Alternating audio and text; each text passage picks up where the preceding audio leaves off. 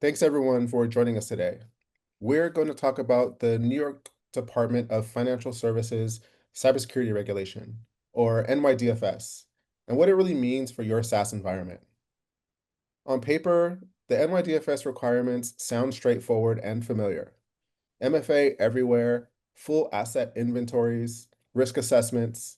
But once you factor in the complexity and distributed ownership of SaaS within organizations, things get complicated quickly. Most organizations run hundreds of apps, many unmanaged, many holding sensitive data, and keeping them compliant manually just isn't realistic. And here's the kicker.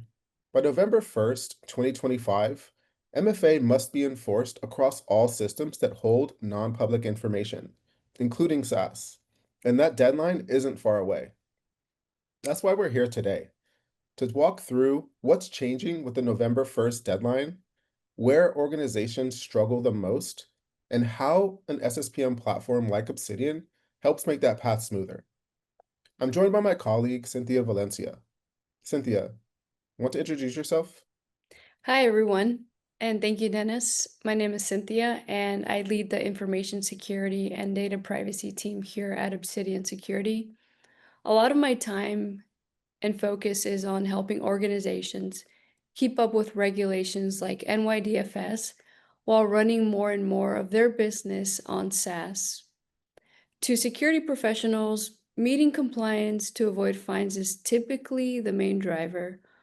Though those risks are real, I've also observed that we care about reducing the attack surface. Mhm. For example, weak access controls, blind spots around where sensitive data lives, Mhm. and shadow IT can all manifest into real threats if they're not addressed. This can increase the likelihood of credential abuse, lateral movement, and data exfiltration. And when these risk factors exist together, the risk compounds. They Mhm. are real world attack vectors that adversaries exploit. So, I'm excited to be here to walk you through some of these requirements today and share how a proactive approach can both achieve compliance and build resilience. Thanks, Cynthia. I think that helps set the stage a bit more. If I may, I think I'd like to take a quick minute or so to step back and explore who NYDFS actually applies to, how broad its influence really is, and why SaaS makes the scope even bigger than it looks on paper. Yes, definitely. Let's dive in.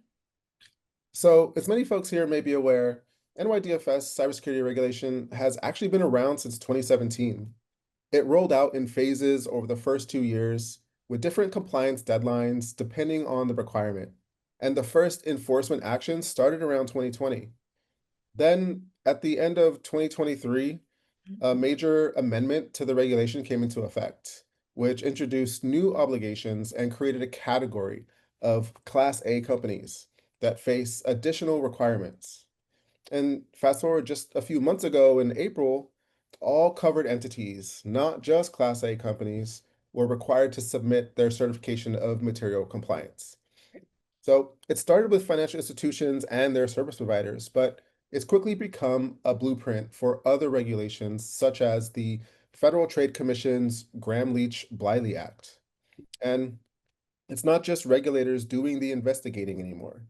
Auditors, insurers, customers, and business partners are increasingly holding companies that do business in New York accountable to it. That's right. And while the name makes it sound like it only applies to New York banks, the reach is much wider. Officially, it covers banks, insurance companies, and licensed financial services, even those outside of New York, if they are licensed, chartered, or otherwise regulated by NYDFS. Mm. So I'd say, although vendors and service providers aren't considered covered entities themselves, Part 500 of NYDFS does require covered entities to impose appropriate third-party risk management controls. Mhm. This is especially true if your product integrates with a covered entity's systems or touches sensitive data. The takeaway here is is that in practice, right, vendor organizations or service providers must comply with NYDFS driven security obligations if they want to do business with covered entities. Thanks, Cynthia. That's interesting. So just for example, let's say, my organization is a managed service provider, providing maybe customer support services to customers on behalf of our client, who, for the sake of the argument, is maybe an insurance company licensed in New York. Mhm. So part of our service delivery requires our internal collaboration tool to be directly integrated with our client's CRM platform. What happens in that case? Does that integration mean that both my organization and my client will be subject to NYDFS, and are both apps subject to regulatory audits? The short answer is thankfully no. Only the covered entity is ever within scope of NYDFS. However, if a SaaS app handles non-public information or NPI for a covered entity, that app is and its provider, for example, the managed service provider in your example, they fall within the covered entity's NYDFS compliance scope. This would be the insurance company in your example. And while the third party SaaS provider isn't directly regulated by NYDFS, the covered entity is regulated or required to ensure those vendors meet NYDFS standards through policies, contracts, and oversight. Got it. Okay. So it sounds like it's really just the covered entities that need to know basically three things. A, know who all their vendors are. B, understand, what SaaS integrations exist between applications. And C, determine the data classification of those data integrations and validate whether non-public data is being shared. All of which are non-trivial efforts, but I'm curious, what are the potential penalties NYDFS regulators can impose?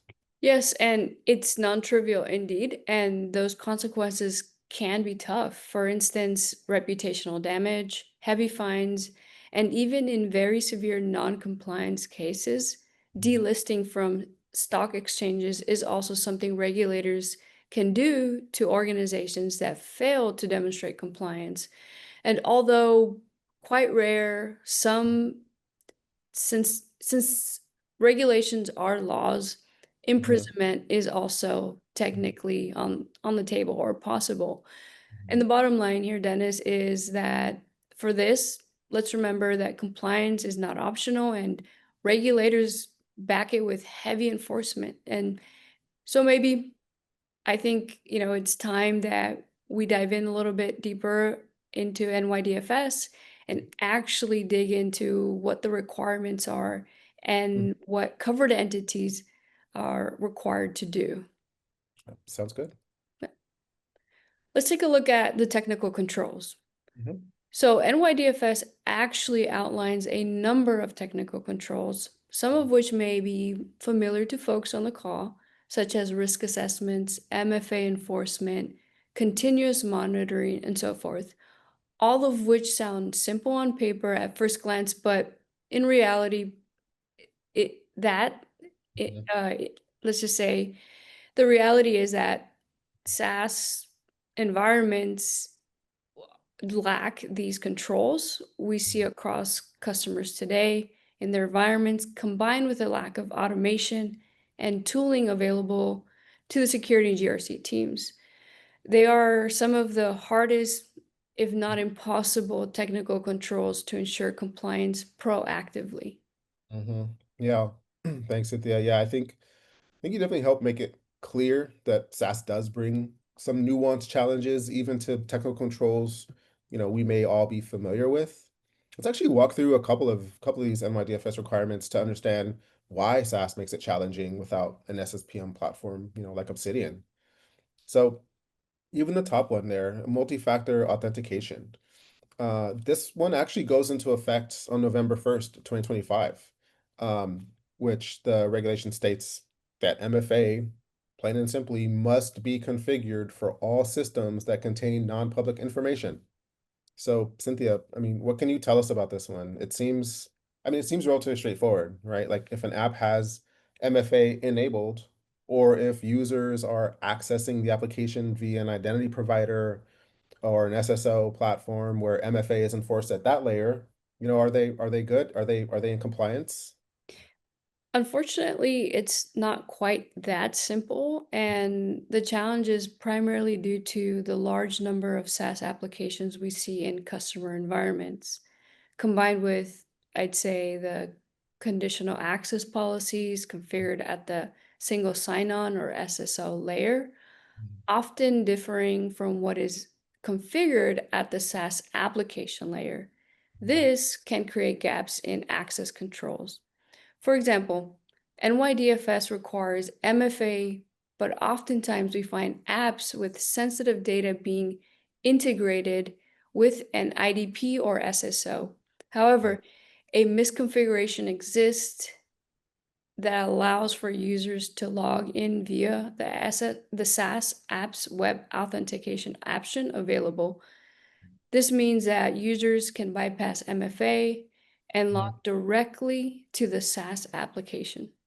Yeah, yeah, that's a risk. I Mm. think that the majority of our regulated customers express concern around, when looking for a solution, basically not being confident in understanding whether all users are actually multi-factor authenticating prior to accessing systems with sensitive data. And in many cases, it's been probably the most common audit finding across audits, right? Yes, and unfortunately, I've seen this countless times across multiple other audit engagements, and it's always a finding.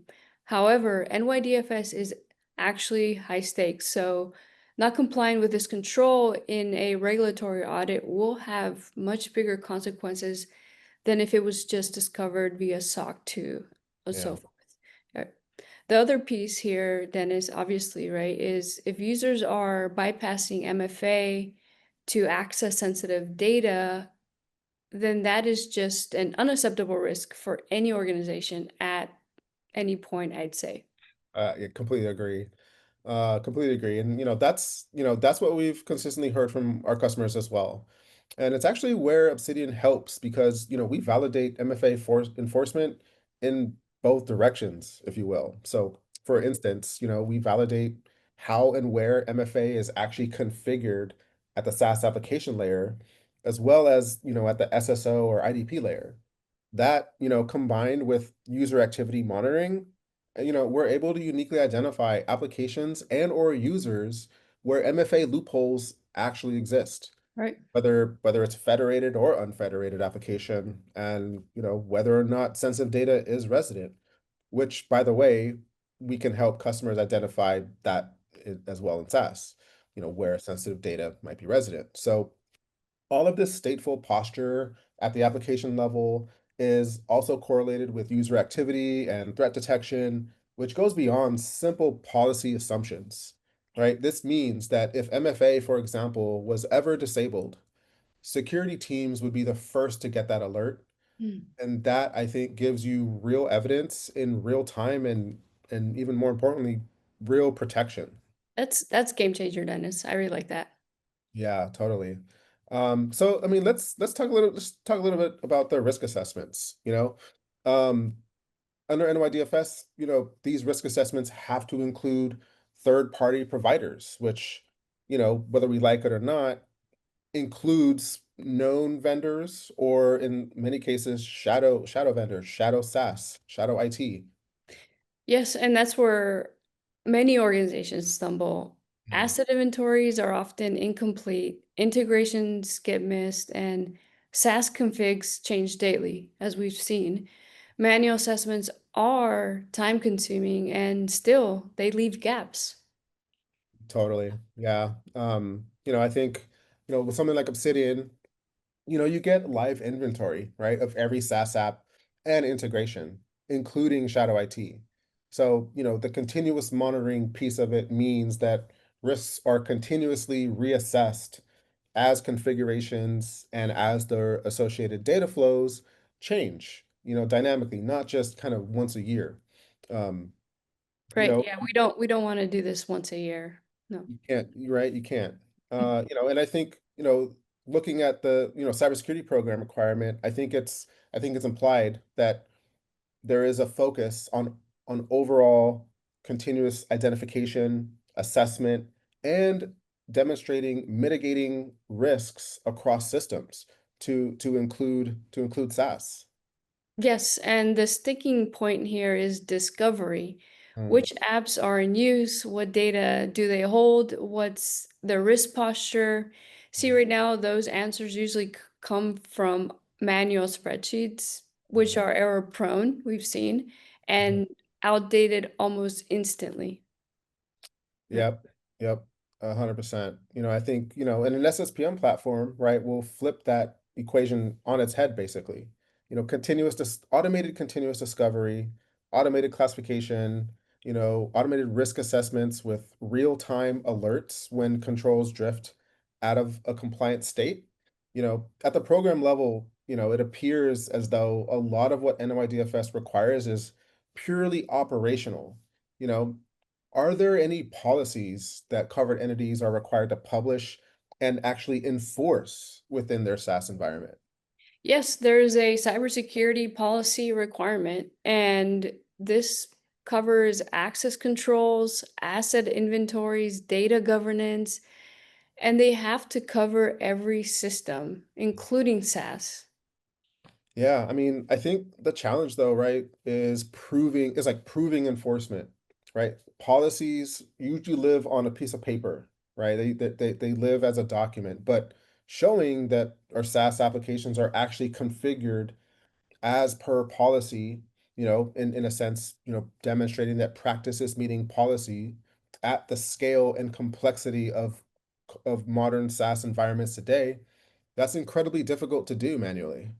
Yes, and with Obsidian, you can codify these policies with or into conditional checks. You Mm, can define the rule once, mhm, then continuously test every SaaS app against it.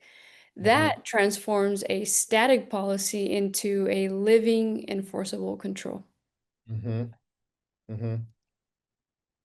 Yeah, sounds like,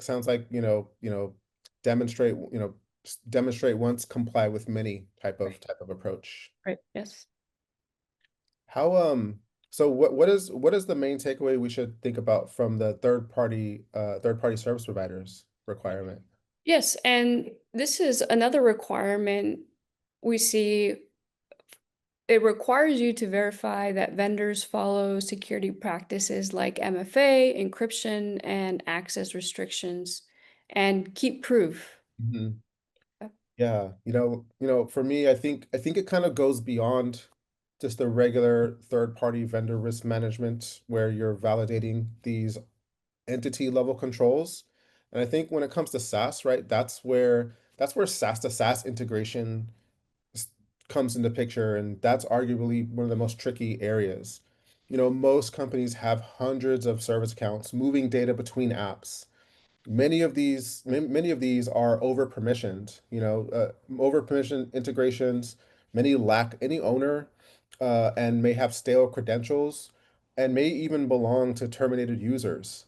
And if one highly connected integration account or service account is compromised, everything it touches is at risk. Yes, and we've seen Obsidian help keep this under control. Mhm, We inventory and classify service accounts. We flag inactive or over-permissioned ones and highlight which integrations carry the most risk, whether by data volume, credential hygiene, or account activity. mhm, That that makes enforcing your third-party risk policies possible in practice mhm. and not just on paper. Fantastic. So quickly, just to recap, you know, whether it's building a cybersecurity program, whether it's, enforcing policies, running risk assessments, securing the integrations between apps, or proving MFA, the common thread, I think, is that doing this manually across SaaS just doesn't scale, and it's, unreliable. Also, if you're a covered entity, the vendor identification, the data classification piece, the configuration management, and the third-party vendor management, they're required elements that go into the annual certification of compliance, that covered entities are required to submit annually, which, by the way, we'll help cover in the product demo here shortly. You know, how might Obsidian make this achievable within minutes as opposed to months of manual effort? Exactly. Automation at the SaaS layer gives you continuous visibility, hard evidence, and controls that stand up to NYDFS, and I would say really to any regulator. Great. Yeah. Now let's shift gears and I'll show you what this looks like in practice. In the demo, we'll see how Obsidian automates these requirements across SaaS environments and makes compliance achievable, measurable, and reportable. So here we are in the Obsidian platform, starting on the compliance dashboard. From this view, we get a high-level overview of our SaaS environment's compliance posture, with each application measured against standards, benchmarks, and regulations, including NYDFS. The technical controls within each standard are checked in real time across the entire SaaS estate. Many of our customers also have custom internal standards, which can be directly imported into Obsidian to enable even more controls to be continuously monitored. To prepare for NYDFS deadlines, let's take a closer look at NYCRR Part 500 to see what the environment looks like through that lens. Here, we can see the entirety of Part 500 broken down into its discrete requirements. Out of the box, Obsidian automatically maps these controls to SaaS application posture rules and settings. This is how real-time compliance assessments for technical controls are programmatically measured, as opposed to spending countless hours and effort gaining this understanding manually. Let's go even deeper to see exactly where NYDFS nonconformities exist and what can be done about it. We'll look at the MFA requirement here as an example.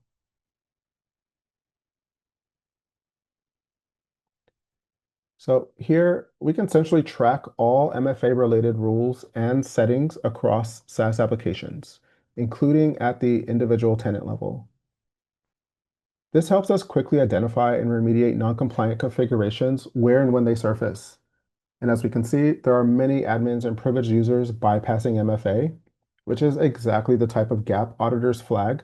But with Obsidian, you get this automated gap assessment dynamically in real time, enabling us to find, fix, and even prevent audit failure conditions ahead of time. Although this efficiency comes ready to go out of the box, everything in the platform can be tailored and customized. For instance, customers can create new posture rules or tweak existing ones to better align to their internal policy requirements or account for, unique business needs. Now, from Obsidian's perspective, a compliant environment starts with automated discoverability and asset inventory, because you simply cannot secure what you don't know exists. So let's take a look at how it's done in the Obsidian platform. Starting here with the unfederated application side of the asset inventory requirement, we can see the population of all unmanaged SaaS apps in the organization, where user authentication is occurring outside of SSO or the IDP. With this, we can infer users are probably not multi-factor authenticating, which from an NYDFS standpoint isn't just a gap, this is substantial risk, especially when unfederated apps are accessing non-public information. Let's look at an example. All unfederated apps discovered by Obsidian can be managed directly from the console, giving customers a layer of governance, even across unmanaged apps and shadow SaaS. For example, this app is connected to the Snowflake environment, where sensitive data does exist, but it's clearly not compliant with NYDFS because there's no defined owner and it's handling non-public information. With this understanding, we can leverage Obsidian to take appropriate action. For instance, we can block users from accessing this application or any application that meets this criteria until it's been vetted and approved by the security team. Or by leveraging action policies, we can automatically send a Jira or ServiceNow ticket to IT or the app owner to kick off remediation whenever these types of apps are discovered. This is how Obsidian enforces technical controls and governance for high-risk apps that would otherwise remain unmanaged and non-compliant. Now, unfederated applications are only half of the NYDFS asset inventory story. Let's flip to the other side, the federated applications. We are now in the federated applications view of Extend. Here, we see an inventory of all apps in the environment with SSO or IDP integrations. These are generally IT managed with the expectation that users authenticate with MFA. But SaaS configuration options and auth flows are incredibly complex, and gaps can and often do slip through unnoticed without a platform like Obsidian. Let's look at an example. In this view, we get details that help us spot issues that could hurt our NYDFS outcomes, as is the case here, where we see a user logging in with just a username and password. But notice there are no approved break glass accounts for this app, which makes this a validated compliance gap against NYDFS's mandatory MFA requirement. But fortunately, Obsidian provides us some options to help address it. For instance, if there's a documented business justification and approval, the user's access can be approved for a predefined amount of time. Alternatively, because this app obviously contains non-public information, we can block all access to the application until this issue has been remediated. We also always have the option to trigger a security alert or IT ticket to track remediation at the application layer and set it up such that anytime this is detected, the security team is immediately alerted. So to quickly recap, the automated NYDFS SaaS control monitoring here in compliance posture view, plus a complete inventory of both managed and unmanaged SaaS applications we get with Extend, Obsidian gives organizations the ability to quickly detect, remediate, and prevent compliance gaps, as well as proactively establish governance and assurance.